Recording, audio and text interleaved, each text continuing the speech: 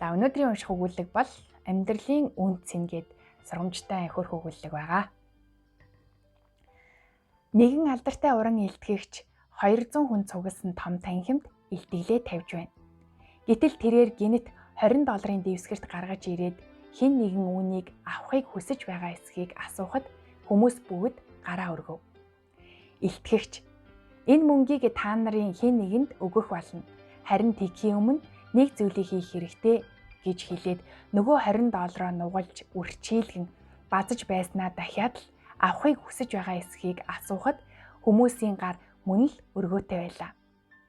Гэтэл илтгэгч маань нөгөө мөнгөө бүр газар шидээд дээрээс нь дэвсэж үрчийлгэн бүр шороотой хольж хутгаснаа ахиад л нөгөө асуултаа давтав. Гэвч бүх хүн дахиад гараа өргөсөн ба тэр мөнгийг бүгд авахыг хүсэж байлаа. Гэтэл тэр хэлсэн нь энэ бүхний эцэст бид нэг зүйлийг ойлгоно. Энэ бол үн цэн. Ингэж ярьж байгаагийн гол утга нь би энэ мөнгийг үрчийлгэж, базалж, дэвсэлсэн ч энэ бүхэн түүний үн цэнийг алдагдуулахгүй байна. Тэр одоо ч $20. Бидний амьдралд хэн нэгэнд гомдох, өөрийгөө хиндэж хэрэггүй гэж бодох, сэтгэлээр унах зэрэг янз бүрийн зүйл тохиолддогч бид тэр бүр үн цэнийг алдах ёсгүй. Хамгийн гол нь чамд хайртай хүмүүс үргэлж хэр зэрэг үн цэнтэй болохыг санаж байж болно.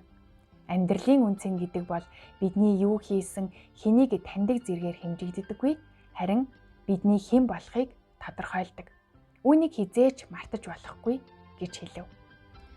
За тэгэхээр өнөөдөр үн цэн гэдэг хөөрхөн богинохон өгүүлгийг та бүхэндээ зориулан уншлаа. Бид нэр өнөөдөр амьдралдаа бас эерэг байж, эргэн тойрондоо эерэг зүйлийг түгээх нь чиний, миний, бид бүгдийн бас үн цэнийг тодорхойлох зүйл юм шүү.